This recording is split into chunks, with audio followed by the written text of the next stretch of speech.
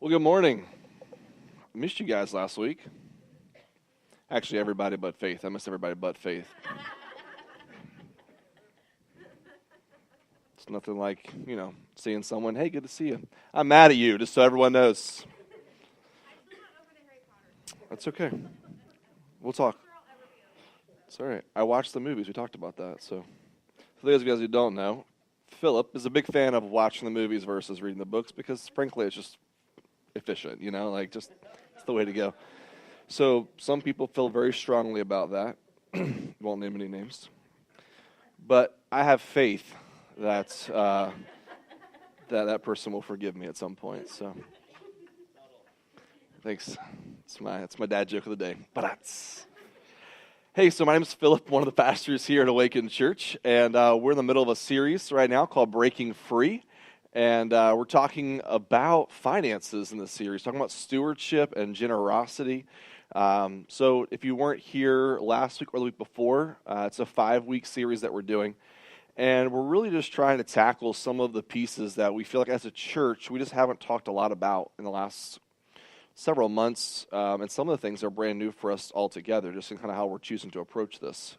So within all of this, just to kind of catch you up from where we were from the first 2 weeks, Breaking Free is really wholly about this idea that each of us have things that can tie us down, right? And these things oftentimes are, practically speaking, finances. They're debt. There's the limitations to not be able to change jobs because you're in a certain pay grade and you don't want to leave, but you're frustrated, right? There's all these things that somehow are connected to finances in our lives. And ultimately, we put a lot of weight into how we view our money.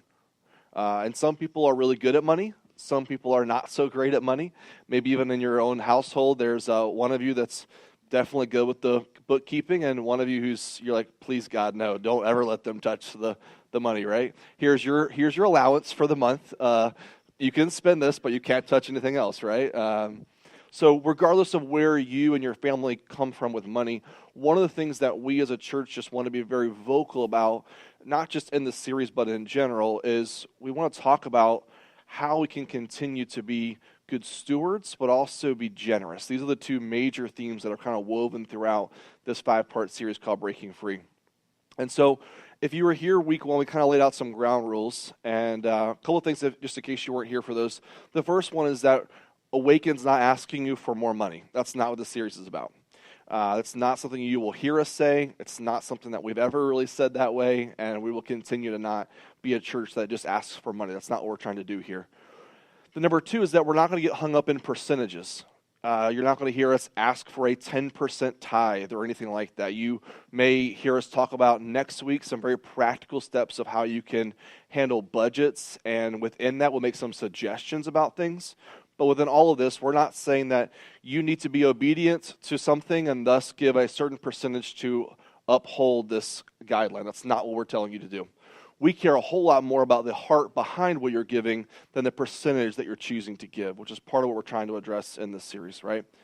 And the third thing is that we just said, let's just be honest, right? Let's just put everything on the table, both from the church perspective, but also from each other. Hopefully your MCs are talking about this as well. You're getting a chance to kind of wrestle through some of these topics. So we just want to be raw. We want to be honest and authentic to talk about some of these tough issues. This morning, we're going to hear what Jesus wants to say about money. And if you didn't realize it or not, probably most people don't realize this, Jesus spends more time talking about money than any other subject in the entire 4 Gospels that we have. Money comes up more in a metaphor, in an analogy, or in a practical piece of advice than any other subject. More than love, more than sin, more than any other tough topic does Jesus spend more time talking about than money. Why? Jesus spends so much time talking about it, using it as an example, but why does he do that? And I think part of the reason why is because it's so easy and so tangible for us to use it not only as an example, but as we're going to see this morning, money has a lot to do with where our heart is. So I have this question that I ask people often that I'm in friendships with. It has everything to do with kind of just trying to figure out where we are. So some people hate conflict, right? Raise your hand if you absolutely hate conflicts, right? All right, perfect. Some of you guys, you don't mind it, right? You have no problem with the hard conversations. Any of those people in the room? All right, yeah. I fall into the latter category, so I have no problem with the tough conversations. I'm not saying that I go looking for conflict. Let's be really clear. Those of you in the first group, you're like, yeah, but y'all love a good conflict. That's not what we're suggesting here. But some people have no problem talking through the hard subjects, right? So sometimes I feel like there's some tension, or if there's just some unknown in a relationship, I'll say, hey, I'm just trying to get a pulse check. Where are we at right now?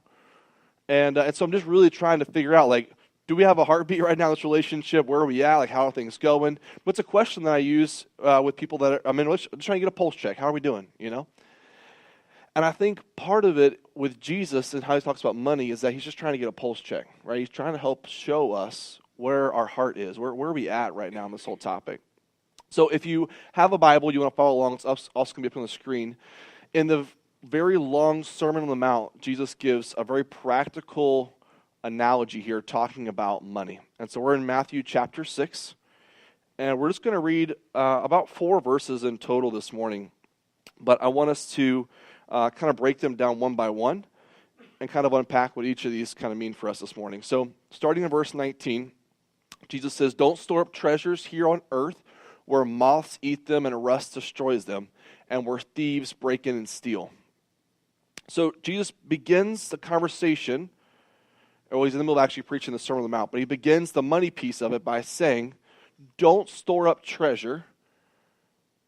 The earth itself wages war against the treasures that we have.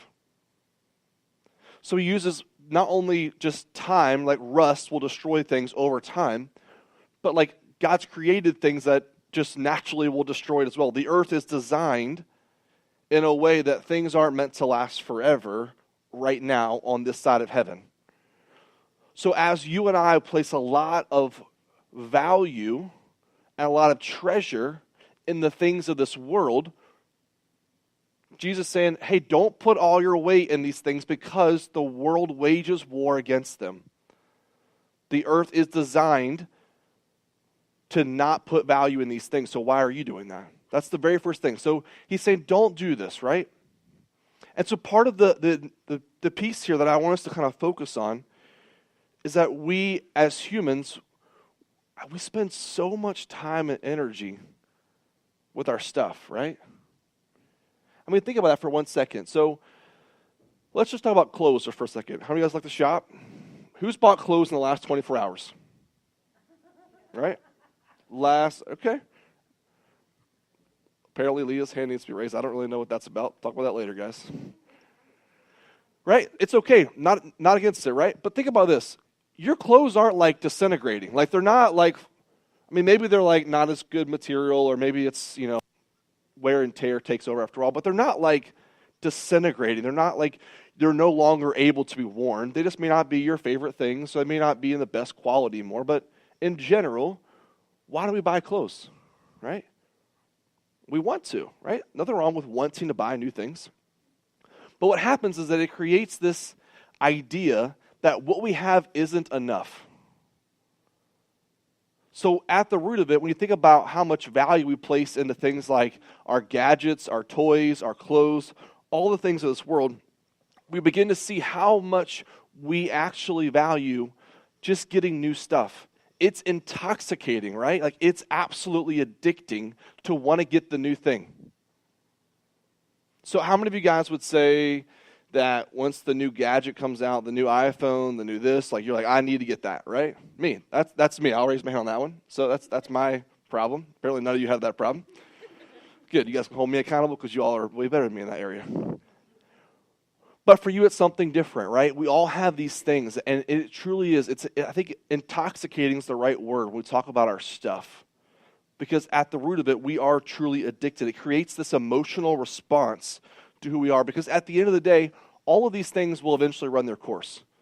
They'll either end up in the dump or a garage sale, right? But like at some point, these things no longer have value to us because we replace them. So interesting is it that we put so much value into something that we know has a lifespan. It will eventually expire. Either we lose interest or it no longer works, or we get rid of it, throw it away. We place so much energy into things that we know won't last forever. So what Jesus doesn't say here is, hey, don't spend all your money on the things of this world. And this is really important because we're not anti-wealth. Jesus is not against you having the things. And sometimes within the church, the Big C church, the global church, we get this a little confused. We think that because there definitely are times in Scripture where people sell everything they have, give it to the poor, and they uproot their entire life to give everything, right? People do that. But that's not what this passage is saying. It's not saying don't have a nice house, don't drive a nice car, don't have stuff, don't have the latest iPhone. It's not saying don't have these things. It's saying don't place your treasure. You could substitute the word value here. So Jesus is not saying don't buy these things, don't store up treasures here on earth. Why doesn't he just say don't buy this stuff, don't collect these things, right? We're talking about treasure. We're talking about what we actually value. So I think part of the issue for us as people is that we're addicted. We're addicted to needing more stuff. And so as we're going to see in this passage, Jesus begins to kind of unpack it with us today. If we don't spend time focusing on the heart behind the treasure, we're going to miss out on something that God has for us. There's two basic promises that I want to give us this morning, and I was going to come to them at the end of the message, but I want to give them right up front today. Two things that I think are really important. I think everyone, as human beings, we want to give. I think we, as human beings, we actually desire to be generous, to be givers. We want to give things. Now, maybe gifts isn't your love language, but if I randomly come up to you and I were to give you $100, you would say, yep, there you go. Charlie, that's good. But it wouldn't be uncommon for you to think, hey, that was a really nice gesture. What am I going to, in turn, give something to someone else, right? It would cause you to want to maybe either give some of that $100 to someone else or buy something with it and give it to someone else, right? That's a pretty normal reaction. When I get a gift card for Christmas or a birthday, it's not uncommon for me to want to treat someone with it as well. Hey, I got this gift card to beat up. Let's go get some wings. I got it. You tell me. It was for me. It was my gift. But I want to share that with people. I think everyone has this at the core of who they are, this desire to want to give. So the issue is not whether or not we want to give.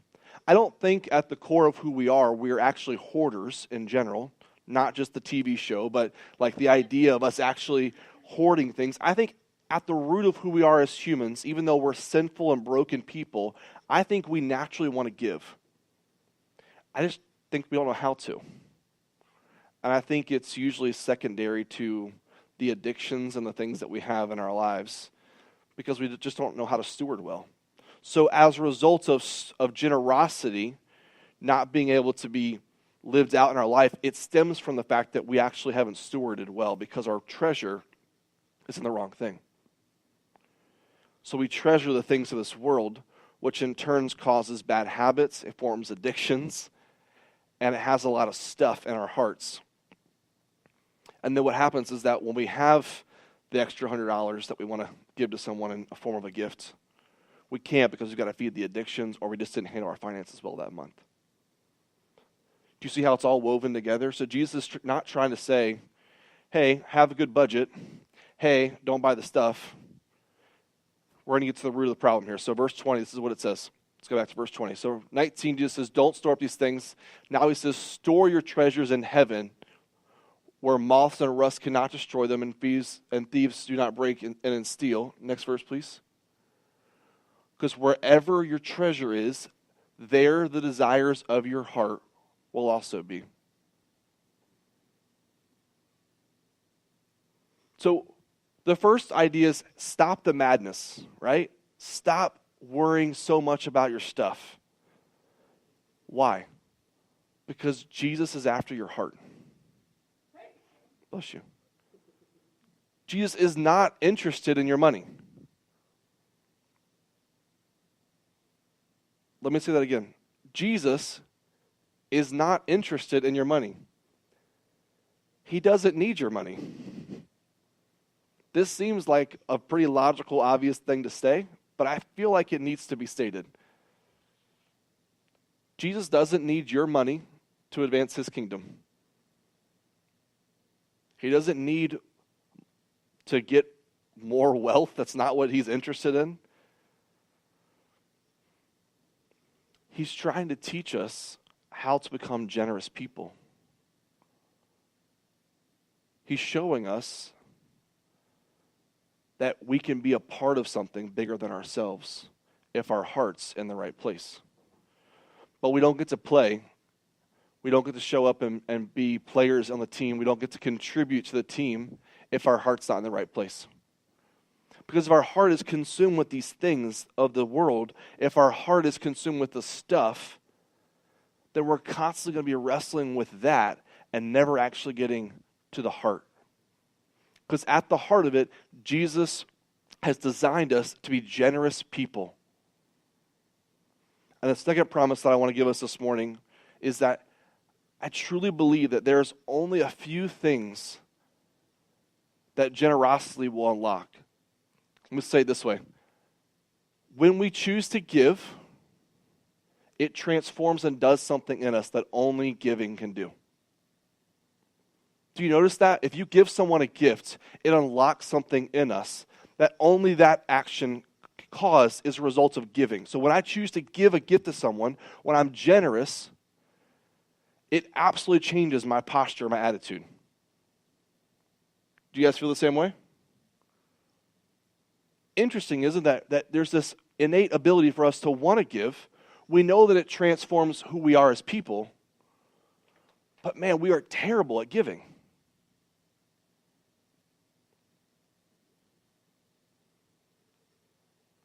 So I guess this morning as we talk about this idea of treasure, and we're in this series about breaking free, what does it look like for you to be free from your stuff? So if you're taking notes this morning, I just want you to take 1 second here, maybe in the back of the program, maybe on your phone, however you're taking notes. What is it for you right now that you would say you treasure the most? Is it a person? Is it a thing? And it's easy to say like, well, obviously I value my family, right? I value my spouse, my kids. But the reason we're not just talking about just money, right, is that anything at the core that takes our heart away from Jesus, there's a conflict. Yes, we're talking primarily about stuff, materials. But the question I think is relevant for all of us. Where's our heart at? Let's have a pulse check. So let's read the verse in its entirety, right? So starting in verse 19. Don't store up treasures here on earth where moths eat them and rust destroys them, and where thieves break in and steal. Store your treasures in heaven where moths and rust cannot destroy and thieves do not break in and steal. Wherever your treasure is, there the desires of your heart will also be.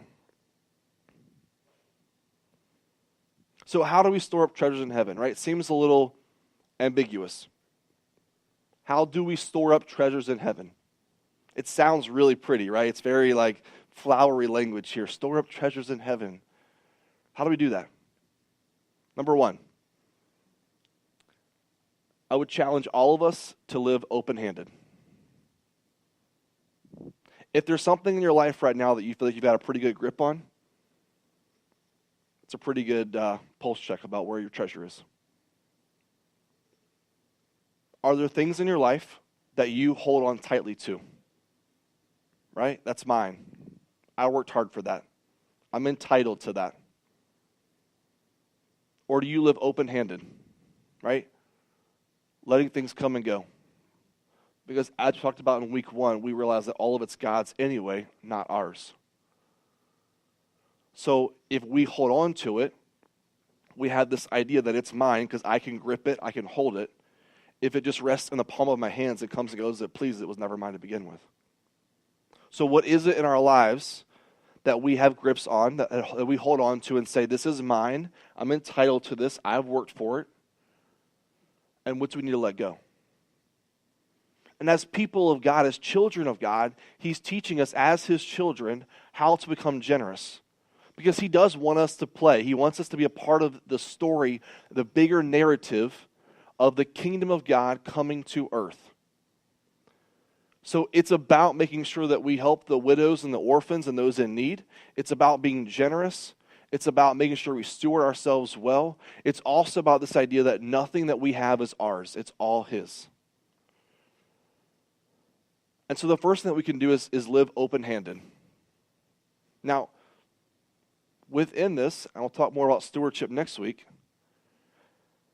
if you have no guardrails around, I make some money and every month I really don't know where it goes. I live my life freely, right? Like there has to be healthy stewardship involved in our life as well.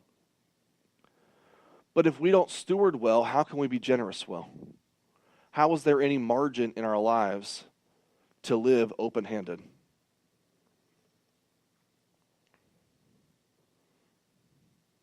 So, Jesus is not after your money. He doesn't need it, right?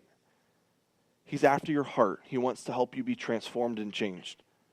So in this series, one of the things that we've asked you to do every week that we're continuing to challenge you to get ready for, to pray about, to think through, are 3 things that we're going to ask you for during our vision series after breaking free. The first one that we're asking you to do is to write down a pledge. And part of it is because we want to be good stewards as a church, as a family, about where our finances are. So you're going to be asked for a giving pledge. Part of the reason why we're doing this because we want to make sure as a church we're stewarding our finances well, right? We need to know what's going on. The second thing we're asking for is a faith promise.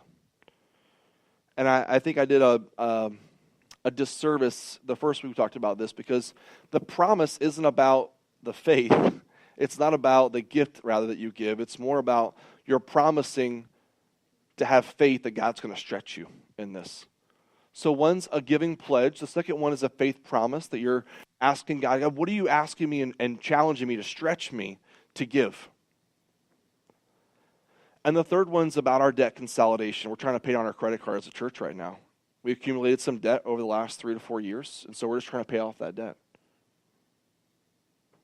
And hopefully within all of these things that we're looking at as a church, we're going back and we're trying to help learn together how do we steward our finances well, how do we live generously, and how do we live open-handed. Because if we're asking you to do that as individuals, as families, we as a church need to be able to do that as well, corporately and with our finances. So it's very hard for us if someone were to, let's say there was a missions group that we wanted to help fund and support. Maybe there were some things, a missionary that we wanted to be a part of, right? Locally or abroad. We don't have a lot of flexibility right now to be generous as a church.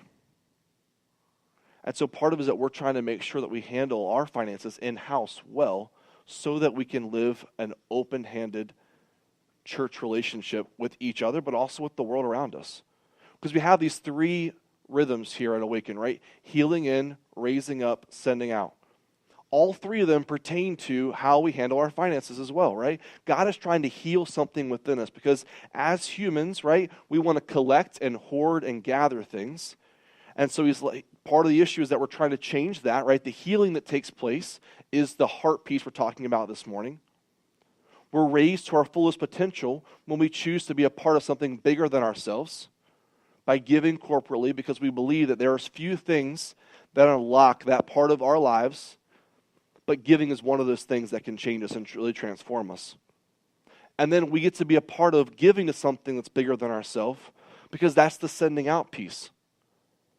Because who wouldn't want to go and be a part of the kingdom of God at work all around us and give at every opportunity with your time, your resources, your finances, and be a part of that mission change? We all want to do that.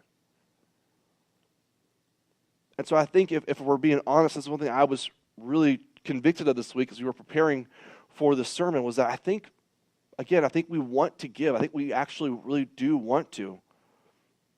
I don't think there's probably a person in the room here today that would say, I'm not actually interested in helping make the world a better place. I think we all want to. I just don't think we know how to. And it's hard to get to the practicality of the how to if our heart's in the wrong place. So Jesus says, hey, where's your heart? Is your heart in the stuff? Are you addicted to the new? Are you addicted to the more? I have friends every year right around Black Friday who choose to, instead of going out and buying new stuff, they get rid of a lot of stuff. So this whole idea, their antidote, if you will, to the addiction of more is to actually do like a massive spring cleaning, but Black Friday. So they buy black trash bags on Friday, and they take their stuff, and they go and they donate it. Whether it's Goodwill, whether it's to a family in need, because they came to that because they were convicted that they were consumed by what they had, and their heart was more interested in collecting than giving.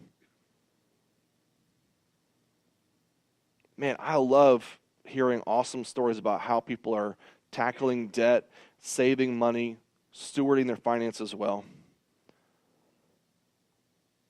But we can't get there if we're obsessed with the stuff. So the heart piece is first. So part of the practical challenge for you this morning, right? We're talking about some ambiguous things, and I understand that because we're getting at the heart, right? But if you're looking for a practical next step this morning, if you're trying to figure out, hey, Phil, where am I actually at on this? You're trying to figure that out. I would challenge you this week, today, when you go home, I want you to find 10 things.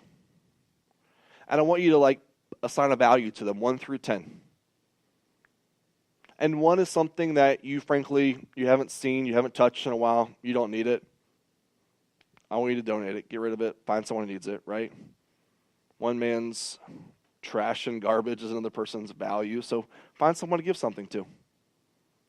And I want you to take 1 step towards the number 10, and as you get closer to these 10, to the 10th item, I want it to hurt a little bit. I want the 10th thing that you give, something that man, I absolutely love this thing. I've always loved this thing. But as a heart check, I'm going to live open-handed. It doesn't need to be that you're giving away your 60-inch TV, right? If you do, make sure you have my number before you leave today. But I want you to give away 10 things this week. Because part of the thing that we're trying to do as people is fight against the ways of this world. The world says, get more, get the new thing, collect, hoard. Because somehow at the root of this, we actually believe that we're better people if we have the new thing. Right? We think that we become different people by our stuff. If I buy this new car, it will make me feel, fill in the blank. I will feel this way about myself if I have this thing. But your character, who you are as a person, has no implications around the stuff that we have. But somehow the world has told us otherwise.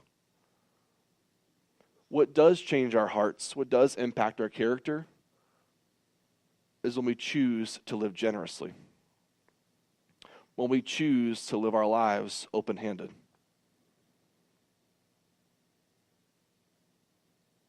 And so if we want to break free from the ways of this world, if we want to break free from being enslaved to our stuff, part of the cure is that we give. Each and every time we choose to give, whether it's our stuff, our time, our finances, whatever the thing is, we're reminding ourselves that we are not enslaved to that thing. So when I choose to give up my time to something that maybe I naturally wouldn't have otherwise done, I'm reminding myself that it's not actually my life, it's His.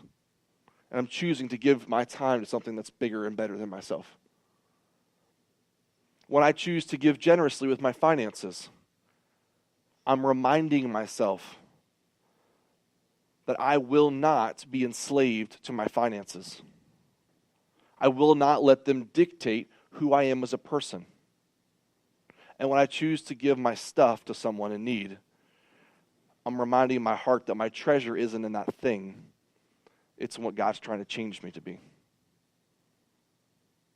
I'm not anti-white picket fence American dream. I'm just very pro Jesus changing my heart. And the only way I know how to do that, and the only way that we know how to do that as Christ followers, is when we choose to have a pulse check and make sure our heart's in the right place. So, let's just do a quick recap this morning, right?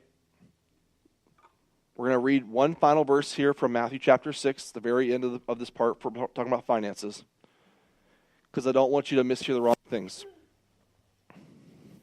In verse 24, Jesus finishes talking about this. He says, "No one can serve two masters, for you will hate one and love the other. You will be devoted to one and despise the other. You cannot serve God and be enslaved to money." For those of us in the room who are really good at multitasking or think we can do it all, please read this verse. You cannot serve two masters. One will always win. Jesus is not saying you can't have money, you can't have stuff. Don't be enslaved to the stuff. And if you're choosing today to follow Jesus, it will cost you your life. It will cost you giving up everything that you have, not viewing your time the same way, and making sure that at the root of everything you do, your treasure is in what God says, not in what the world says. So, my final question to us today is, what are you holding on to? What's enslaved you? Is it a thing? Is it a posture? Right? Have we not gotten past week one of thinking that it's actually all mine anyway? Like, I actually own this. It's my stuff. I worked hard for it. It's mine. Give it to me.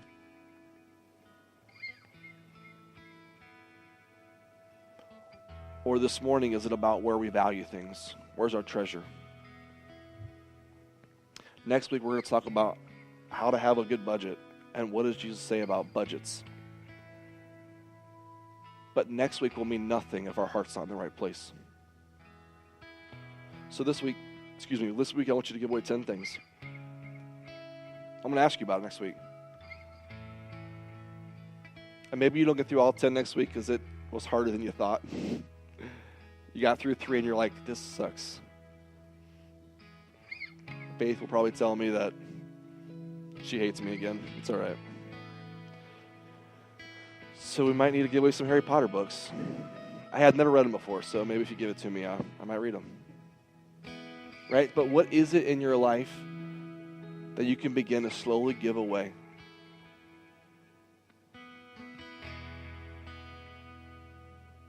It's amazing the upside down, backwards way that Jesus outlines the gospel. In order to gain your life, you have to lose it. In order to gain freedom, you've got to give something away.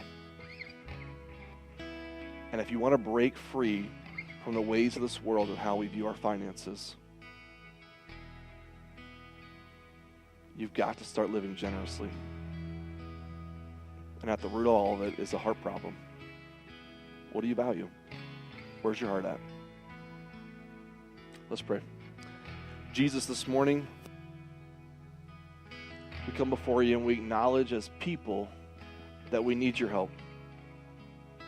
We know that we're in a world that constantly tells us we need more, we need the latest, and we know that these things will all end up in a dump or a garage sale at some point anyway.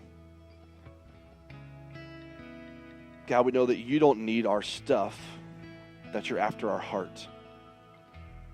And God, we ask this morning that you would begin to change our hearts, that you would begin to cause us as people to see our stuff differently.